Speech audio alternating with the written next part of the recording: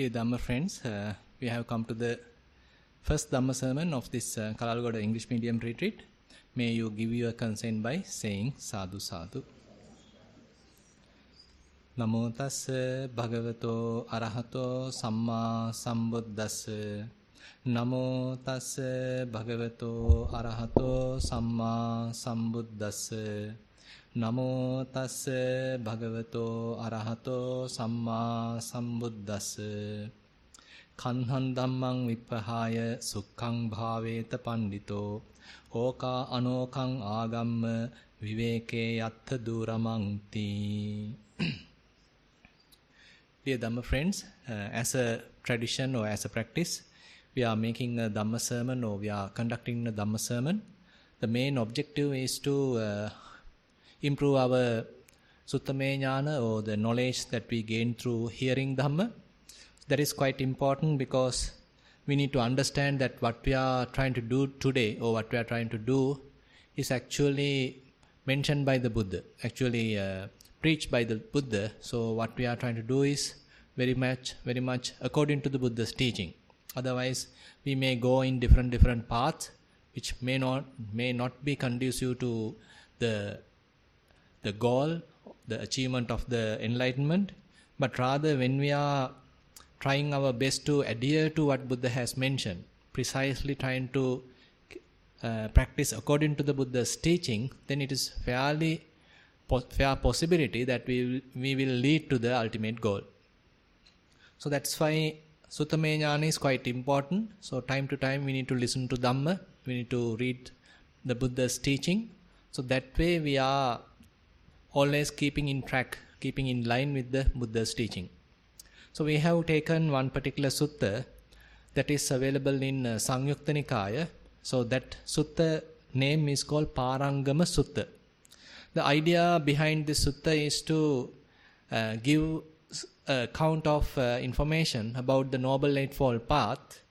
Buddha recommends this as the path which is leading from this shore to the other shore.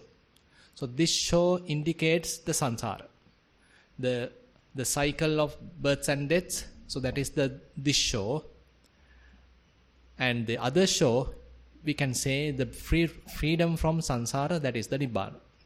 So therefore the whole practice is very much like we are trying to develop certain qualities so that ultimately we will be capable of crossing to the other shore. So therefore this whole sutta is called Parangama Sutta, meaning that the dhammas, the qualities, the factors which is capable of sending or making us or shifting us from this shore to the other shore. So as the first part of the sutta, Buddha has mentioned Attime bhikkhave dhamma bhavita bahuli kata apara parangamanaya sangvattanti iti. What it means is, Buddha mentions that there are amongst 8 factors. If one develops, it will lead from this end to, and it will develop and it will maximize. If one maximize it, repetitively access it, then apara parangamanaya sangvattanti iti. So it will lead from this shore to the other shore. And katame atta, what are these 8? And the answer Buddha is telling, that is the sammaditthi, samma sankappa, samma vacha, samma kammanta, samma ajiva, samma vayama, samma sati, samma samadhi. That is the Noble Eightfold Path. So basically that indicates that if one adhere to this path, if one adhere to this sila samadhi panya, that is the 3 types of training, so that ultimately has to give us a goal or have to give us a result where we will be end up with on the other shore. So we may be practicing at the moment in this shore, but ultimately we will end up in the other shore. So this is a beautiful practice. Therefore, even though we may be using various mundane qualities, mundane activities of our bodies and the minds, but it will take us to something beyond, something far superior than what we are encountered today. So that is the beauty. So last time actually I have taken one part of this Eightfold Path, that is the Sammaditthi. So we have covered two types of Sammaditthi. Buddha mentions there are two limbs of Sammaditthi, so types of Sammaditthi. One is the Lokika Sammaditthi, that means mundane kind of Sammaditthi, mundane kind of correct view, and the other one is the supramundane kind of correct view. So you can understand it is therefore necessary to understand both these aspects. So both are important. So we can't say that we are trying to meditate and therefore we don't need to much look into the mundane side of the Sammaditthi. We can't say so. So we first need to establish ourselves in the mundane kind of Sammaditthi. That is very much the believing of the Kamma. It is another name for mundane type of Sammaditthi is the Kammassakata Sammaditthi. Believing that whatever I do will be inherited to myself. So I am the inheritor and I am basically having Kamma as my inheritance. Now we think that we have various inherits coming from our father, mother, our grandfather, grandmother, likewise. But according to the teaching, we need to understand what we do. The result of that, the Kamma, becomes our inheritance. So we have to become responsible of what we do. So we can't simply tell that there is no body here, there is no self here, so even though I do various things, so they may not come to me. You can't say like that. So we are, if we do anything intentionally, so that indicates we are putting some kind of a potential to our what we did. It may be verbal, it may be bodily, or it may be mental. If we intentionally do something, so that indicates we have made certain activities which have the potential of giving certain results. So therefore, Buddha mentions that type of Sammaditthi has various aspects. So it has some sort of a personality view. So this, therefore, it has some association with cankers, association with the fetters. So in that sense, it is not pure. So you are working with a misunderstanding, thinking that there is a self, there is a I. So I am giving a dana, I am observing sila, I am helping another person. Indicates there's a internal I. So that is actually an ignorance. Based on that ignorance we are working. So can't help. So first we need to do like that, and we need to understand, okay, now I am working, I am doing, on the other hand, I may be doing bad things. But since I did it intentionally with the wrong idea that there's a self, there is an I, so I have to reap the results. I have to get the results. So on the other hand, if I do some wholesome deeds, similarly I am doing various wholesome deeds, that is still misunderstanding that there's a person here, and it accumulates a lot of good part or good merit, the wholesome merits. So it has the capacity, it has the potential to give good results in the future. Probably you might be reborn in a celestial realm, or you might be reborn again in the human realm with a well-to-do family, likewise. So it has the potential to give good results. So understanding and believing this Kamma, that doing good will give you the good results and doing bad will give you the bad results. This very basic kind of understanding or very basic kind of belief is making us very much moral, very much virtuous. Otherwise, if we don't believe that, then we can do whatever we like and we can simply neglect the others, and we simply become very selfish and not concerned about others, and the whole system collapse in that sense. But when we become really responsible of what we do, what we tell, then we become really considerate about what we are telling and what we are doing. Now, on the other hand, Buddha mentions about the supramundane type of Sammaditthi that is actually profound. Actually, it is Buddha talking at a very high level. It is not the typical understanding about Kamma, but rather fair amount of involvement is there in the practice. Say, for example, he is telling this is Lokuttara, that means supramundane. Arya, it is noble. Arya Lokuttara Magganga, So that means it's a path factor. It becomes a path factor. So that supramundane type of sammaditthi has a fair understanding about how mind works. So you need to have some understanding about the vipassana and what would be the result of vipassana. What would be the result of at least some part of vipassana where mind get released. So basically our minds are attached to something.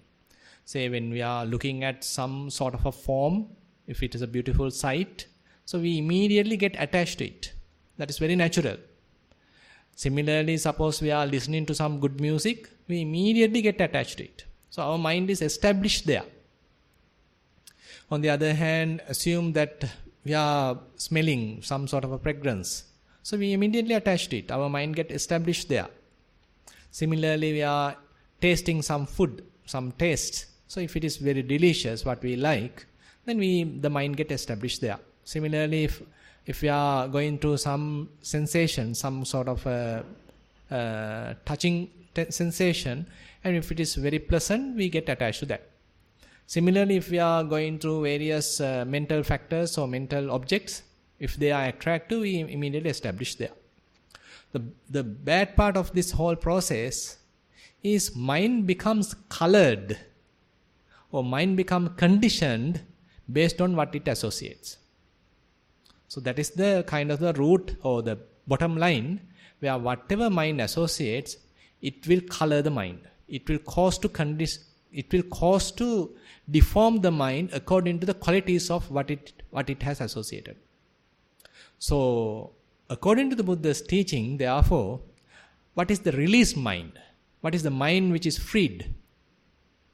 Then it has to be a mind which has no associations at all. So we sometimes think, okay, how it will going to happen? How a mind can become not associating anything? How such thing can exist? So that kind of and we might even get afraid of such kind of a situation. So mind is not going to not establish anywhere. And sometimes people ask, Bhante, when I am meditating, I have a doubt, I have a fear that if some sort of a spirit come and get into my body. So some people have such fears. So similarly, say when your mind disassociate from this body, so if someone come to this body, have you thought about it? But according to Buddha's teaching, so the mind released has no associations. So it's a kind of a supramundane level where mind does not need a body to associate. Mind does not need any kind of a perception to associate. Mind does not need any kind of sankharas, any kind of, say, quality, say, metta, karuna, or even, say, lust, hatred, any of these qualities. Doesn't need. It has its own purity. So that's the beauty of the Buddha's teaching. And Buddha is telling, Pabassaramidam bhikkhave chittang tanchako agantukehu upakkilesehu upakkilitang. Monks, the inherent quality of this mind is very pure. It has some form of purity, but unfortunately it becomes discolored or tainted or contaminated based on these external defilements. So if we are believing him, then it's a matter of removing this external layer.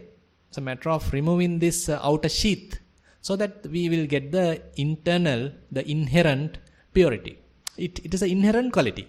So therefore, you don't need to import anything to make it pure. Rather, if you are able to remove these external impurities, so what remain will be extremely pure. So that's a beauty. So it is a very common thing among all the humanity. It is not only to our Buddhist or Sri Lankans or anything.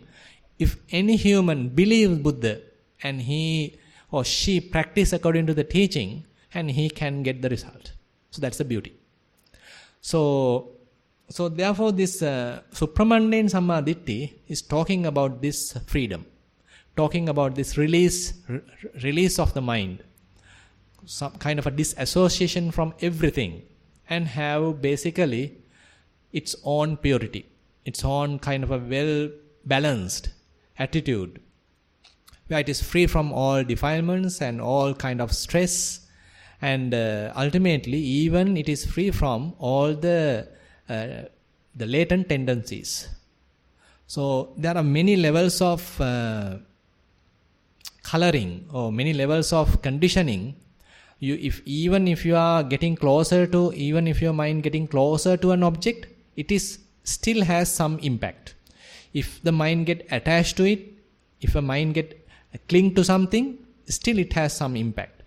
If mind go and basically lodge in it or basically go into it, it has a major impact. But still, on the other hand, assume that your mind is associating a particular object again and again, so many times, millions of times.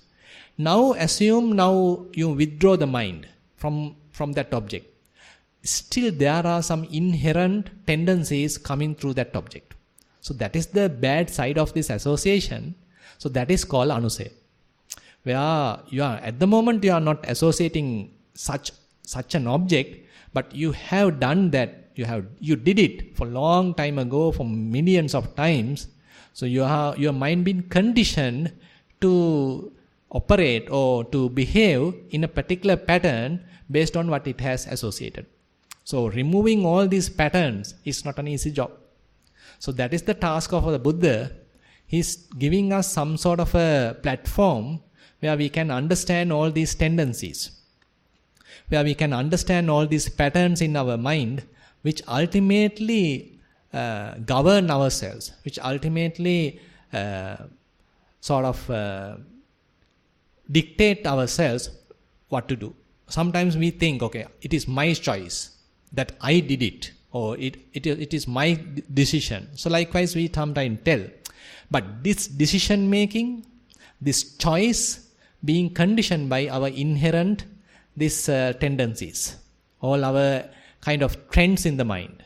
So therefore it is not, till we are free from all these trends, till we are free from all this internal patterning, so we can't say it is my decision.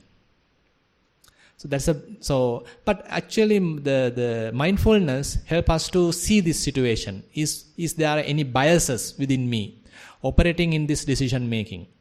Is there any tendencies operating within me when taking this decision? So likewise we have some situation where mindfulness help us to see the big picture, the whole scenario, so that we can understand whether we have certain influences when we are making a decision. But on the other hand, otherwise we are simply victims. We're simply working according to these desires, all these defilements, and we are simply victims of these internal patterns. So Buddha's freedom, therefore, talks about even freedom from these latent tendencies. You can understand how deeper Buddha has gone. So the spiritual leaders haven't come to this level. So they have seen certain disqualifications or qualities in the mind, but to this level, to understand this kind of a conditioning happens in the mind is kind of a region or the domain of the Buddhas. So he is talking now, even if your mind is not free from this conditioning, these tendencies, then you will be reborn.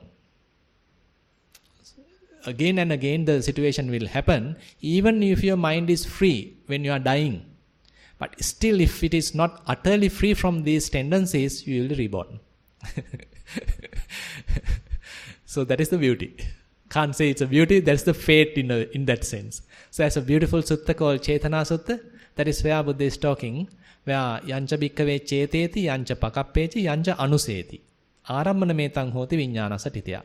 If we are intentionally making something, if we are intentionally looking at something, if we are intentionally hearing something, if we are intentionally smelling something, intentionally tasting something, and intentionally touching something and intentionally thinking. So that is fairly enough for the establishment of the consciousness. So no freedom at all. But on the other hand, assume the other five categories are no more, temporarily subsided, but still you are thinking. mental proliferation happens. That itself is enough. Now that is the second category. The last and the third category, Buddha is telling, even these two are absent. No intentional seeing, hearing, touching, tasting, smelling and all these things. No intentional things are involved. And your mind is also very calm. No chattering, no proliferation. But still these latent tendencies are there. Yancha anuseti, still arammana metang hoti vijnana satitya. So that is where the kind of the hook, where even the minds are freed, still we get reborn till we uproot these latent tendencies. So such kind of a depth is discussed in the level of freedom and the level of sammaditthi when Buddha is teaching or talking about the supramundane level of sammaditthi. Now actually today we can come to the next path factor, that is the samma sankappa, where when one's mind is well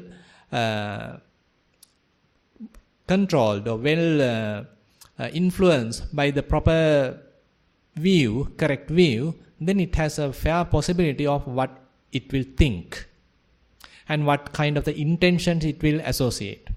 So that is where the samma ditthi actually becomes the forerunner for the samma sankappa, where how we think will be depending on how we being directed, how we being aimed. Say for example, if you want to go to Gaul, go to Matara, then you have a proper direction. Okay, this is the direction I have to go. So that direction is given to the mind. Accordingly, you will select what are the buses, what are the routes and all these things. Because the direction is given to the mind. Similarly, once the proper direction, proper view is given to the mind as a sammaditthi, accordingly our intentions will change. So the bad side is, if a wrong direction is given, wrong guidance is given, then we will be doing the wrong thing.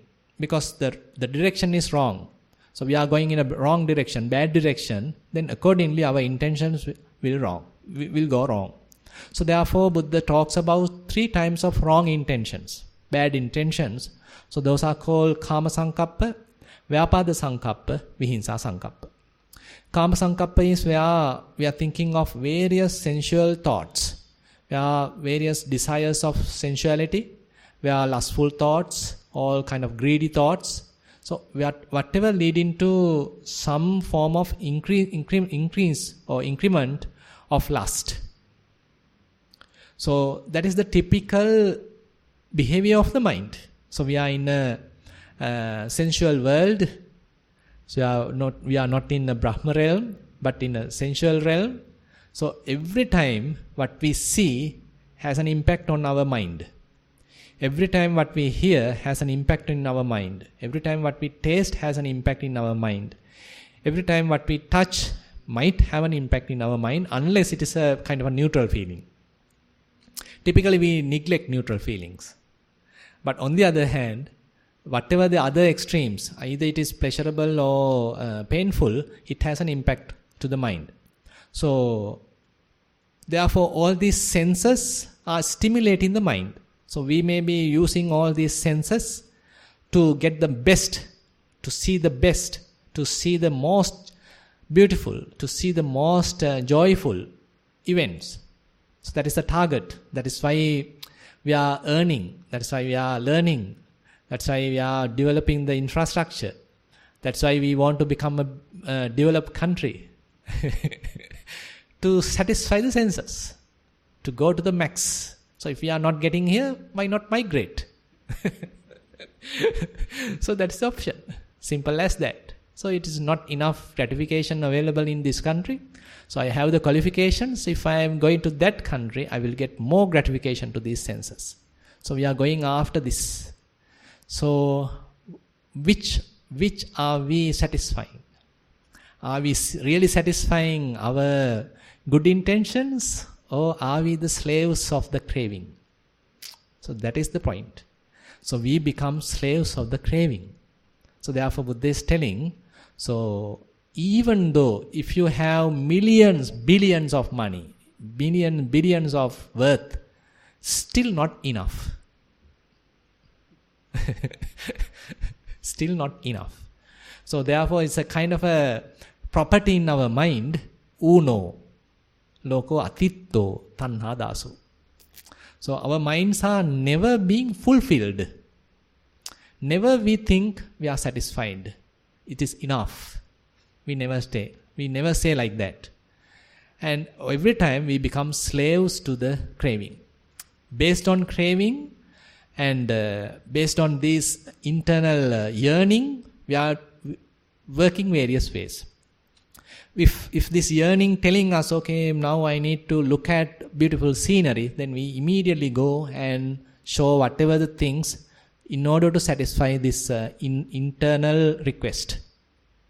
Similarly, if it tells us, okay, now I need some beautiful music, then immediately I am trying my best to satisfy him. So who is the dictator inside? Is your brother, is your father, is your mother, is your husband, is your wife? So Buddha says your partner is no one but craving. So we need to understand these certain teachings. So we may be traveling in this whole samsara, and Buddha tells the companion of ourselves is nothing but craving.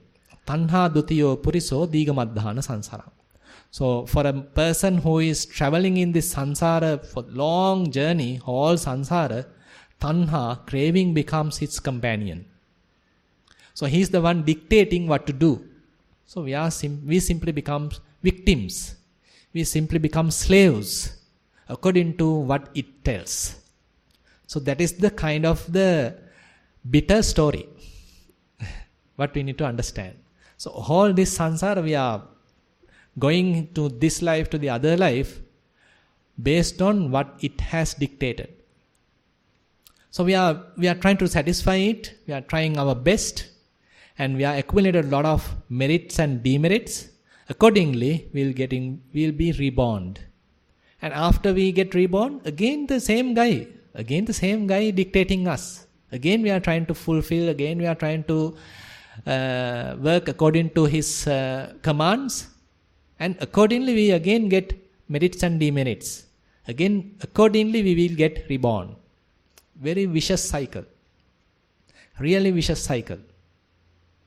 So that's why Buddha says, so for this whole samsara, for the beings who are traveling in this samsara, hell realms are the kind of typical residence. So not the human realm or not the celestial realms or the Brahma realms, but the hell realms becomes their typical residence. Now we are in a kind of a extraordinary situation. Not the typical residence. This is not our typical residence. Now we have come for a trip. So if we are not diligent, if you are not very mindful, very wise, then we might return to the same place. So that is the bad side. That is why we need to be very vigilant, very diligent in our practice, because once we lost the place, once we lost the chance, ultimately we have to be sorrowful once we go back. So therefore, very beautifully mentioned in Dhammapada, kanatita hi sochanti nirayanti pamajjita, or something like that. So if we miss the chance, if we miss this opportunity, there's a higher possibility we have to regret that we haven't taken the opportunity. We haven't used the opportunity. So therefore in these intentions, the typical intention is based on or governed because of this craving. So that is called the kama sankappa. So internally there are the craving conditions the mind. Accordingly we have various thoughts yearning for various beautiful sounds, beautiful sceneries, good smells, taste, and good tangibles. So likewise these are called pancha kama or kama guna. Yeah, different forms and sounds and all these good things are there. And that is what people say, they are the good, they are the best. To them we need to aspire. So likewise that kind of a conditioning is there in the world. And we simply become believing it. And accordingly we are simply in the same wave, same pattern. And we simply going after that. Our grandparents have gone after that. So our parents have gone after that. So why not us? So we too going after that. Simple as that. So we simply become the followers of our previous generations. So that is where the Kama Sankappa. So from the morning to the end, we are thinking, how can I satisfy my eyes? How can I gratify my tongue? How can I gratify my nose? How can I gratify my body? So likewise, we may be thinking all things. This thinking is Kama Sankappa. Sensuous thoughts or lustful thoughts. Now we have the other side. Assume that someone is opposing you. So you have various dreams about all these beauties. Now someone is coming on your way. Now you have some ill will. You are hating him. So now the other side comes. Now the hate begins. So the Vyapada Sankappa, where whoever is blocking your path, whoever becomes an obstacle to you, now you have various thoughts, hateful thoughts towards that person. So the various ill will, or the hateful thoughts going to arise in the mind. So these are the kind of, and on the other hand, another part is also there, that is the Vihinsa Sankappa, where you want to get rid of him. You are expecting that person to go to hell. May he get lost. You are wishing him the bad. You are wishing him the death or whatever the harm. Thinking harm about the other person. So that is very much like the harmful thoughts. Thinking harmful thoughts towards the other person becomes the Vihinsa Sankappa. So whenever we can't gratify our senses, whoever blocking that gratification, or whoever making a kind of an obstacle, hindrance, so then we can have, there's a possibility this ill will and the harmful thoughts going to arise in the mind. So assume that you are capable of taming them.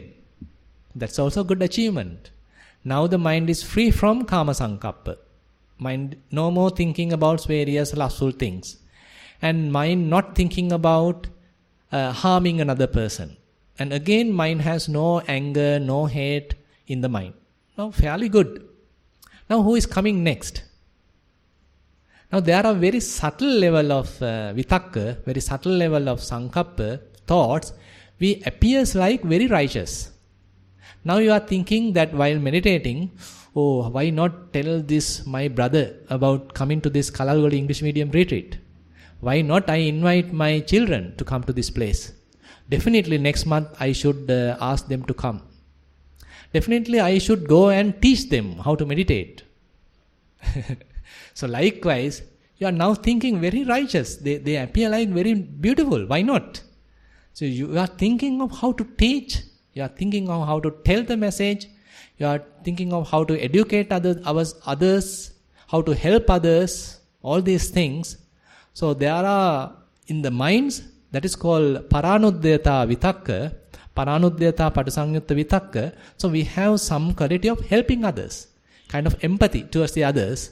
So we have that kind of thoughts while meditating, by the way.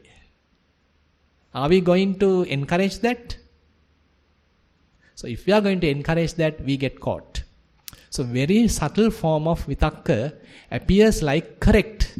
It has the appearance like correct, but basically blocks the development of the mind. Now, if we give priority to it, or if we acknowledge it, or if we accept it, if we think it is all right to think like this, then you are encouraging that form of thinking. While during your walking path, or walking session, or your meditation, the sitting session of planning how to help others. So that is the subtle form of vitakka, only arise when those previous three gross level of vitakka, gross level of intentions are subsided. And then Buddha talks about another type. There are things that you want to help the relatives, or your mother, your father, your brother, your sister, your children, your husband, your wife. Likewise, you have the close relatives. Now, the previous one, there is no such specification. You want to tell others, you want to help others. But here you have not only helping, but now say your daughter is not good. She is going through some bad time. Now you are thinking about her while meditating. Or your mother is not well these days. Now you have various thoughts related to your mother while meditating. Likewise, there are various thoughts happening in the mind related to the relatives appears like correct. And we might think, oh, if I don't think about them, it is very selfish. So I should think about my relatives. If I not thinking about my children, who's going to think? While meditating also, so you are thinking about your children. So you get caught. So this is why it is called subtle level of defilements, subtle level of thinking, but you are basically hindering, you are basically blocking the development of the mind. So that's why Buddha is revealing this very subtle level of kind of hindrances. They don't appear like really bad. They appear like very good. And there are other things about the country.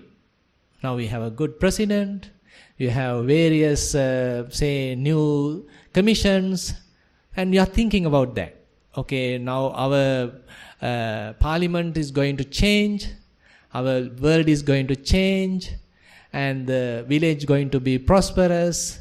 So various things about our cities, villages, countries, the whole world. So that is called Janapada Vitakka. So Buddha has seen it. It appears like as a citizen you should think about these things. Why not? That's a responsibility of a good citizen. So while meditating, if we are getting this kind of an attitude, so we may be promoting this kind of thinking. So all these things appear like correct. So that's the bad side. All these thinking appear like very correct. If I am not thinking like that, then someone will tell, okay, you have no, what is that, patronage, right? Patriotic. So you are not a patriotic. So it appears like meditation becomes really selfish. You are not thinking about your relatives. You can't think about helping others. You can't think about your village, city, country, nothing. And then comes another one. That is called while meditating, you have some little pain in your knee. Probably it could be arthritis. It might lead to arthritis. So I better get a checkup on the way to home. So you came here to stay whole 3 days. Now you decide to go home after the sermon. On the way, you are going to the nearest laboratory to go through this test. So you have this is Buddha called Amara Vitakka. So where you are thinking about your health. All these things appear very righteous, very correct. But if you are promoting it, then they start to grow. They appear more and more. Then another place going to become ache. Another importance, another side. So even a chest pain can come. So various things can happen because we have promoted it. We encouraged it. Then even this subtle little pain appears like very big thing. Because your mind might be fairly concentrated. So it has enhanced this little pain. So it appears like a real huge heart attack. But it's a typical vibration of the heart. But it appears like a real vibration. Not a heart vibration, but something else. So you think, okay, I am going to die. I should stop meditation. I better go and see a cardiologist. So likewise we think. So all these are coming as the health related vitakka. And we never think that these are bad. So if we encourage it, we get caught to them. And then there's another one called, so that is a really dangerous one. So while meditating, you are thinking, how about the others think about myself? How about the attitude about others in me? They should think in a proper way about myself. I am a good person. I am hardworking. I am meditating really well. I am not disturbing anyone else. So the others should have a favorable attitude towards me. They should never think bad about me.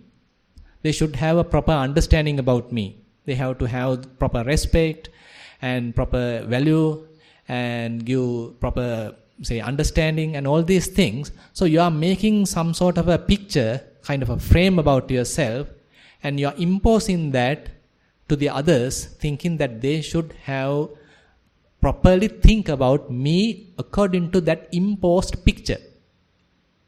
See how tricky these thinking patterns in ourselves.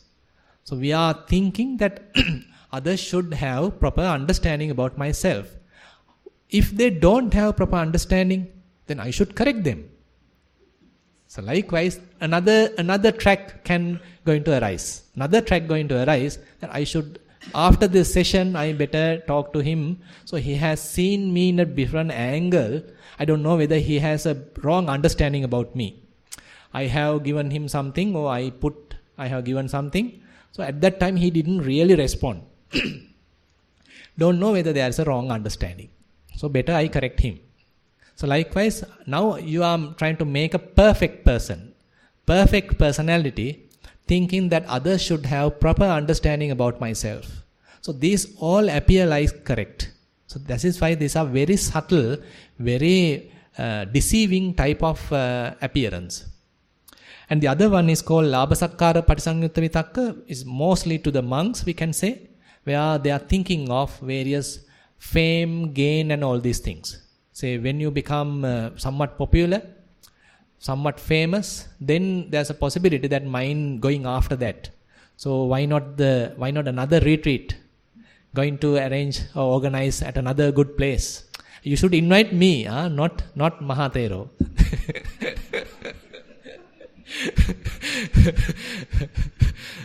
So all these things comes as the Labhasakkara Patisanyutta Vitakka. So where mind is now planning about kind of a famous person, kind of a popular person, and going after gain and fame. So these are another type of thoughts patterns in the mind. So these are, therefore Buddha is talking as the Sukkuma Vitakka, where very subtle level of Vitakka. So understanding these are quite difficult. Even though it is easy to understand the way I am explained, actually I have exaggerated and explained you, but when they are happening in the mind, it may be very subtle, it may be very righteous, and therefore we typically get caught to them. Later only we may understand, okay, it is too much, I was thinking about them. So it is not selfish to discard those thoughts and come back to the sitting, or come back to breathing, or just to left and right. It is not the time to help them. So how much courage is needed to justify like that, and to neglect? Okay, there are thoughts coming towards your family members. Okay, to neglect that and come back to the breath. And there may be certain aches in the body. Neglect that and come back to breath. So this actually needs fair amount of courage, fair amount of understanding about these very deceiving form of thoughts happening in the mind. So when I'm explaining, it is easy to understand, but really when you are going through it, it's very difficult. So once you look back, there may be certain time periods that you might have get caught to these things. We might have spent several weeks thinking according to these patterns, and we might have lost various hours of meditating time because we were lost in this kind of wrong thinking. So this is why Buddha mentions that when we are capable of overcoming that gross level of thinking, Kama Sankappa, Vyapada Sankappa, and Vihinsa Sankappa, there's a higher possibility of this Sukkuma Vitakka, the subtle form of thinking can happen.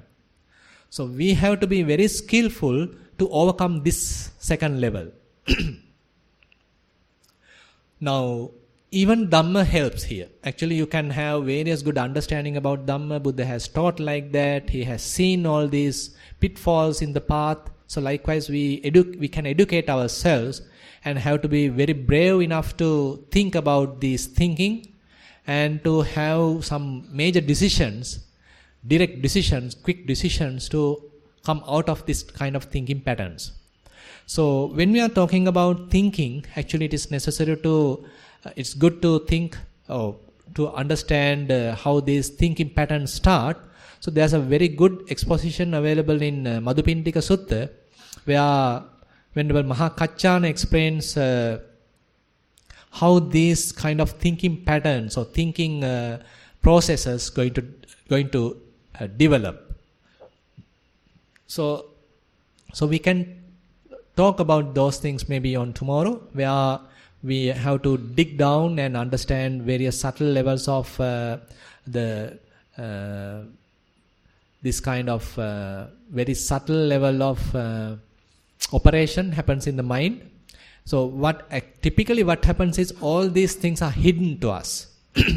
So we know only when mind become a victim to such kind of that kind of a thinking pattern, kind of a very gross level of thinking, then only we know, okay, I was very angry at that moment. The mind has gone through a really lustful situation at that moment. I was thinking really harmful about that particular person at that moment, because we were not mindful. The mindfulness actually helps us to see all this thinking at their very early stages. So that is why the development of the mindfulness is extremely important. So mindfulness helps us to awaken us to see these thinking patterns at their very initiation, at their very early stages of thinking. Otherwise, we'll be simply understanding, or we simply learn about things only when we have act according to them. We might have used our body and act according to them, or we might have used our words and act according to them, or we might be really captured by wrong or vicious thinking, and then only we understood. So that is the very, gross level of defilements. But mindfulness helps us to come to the early stages of this thinking and to recognize, okay, the mind now has a tendency to go towards the lust. Mind now has a tendency to go towards the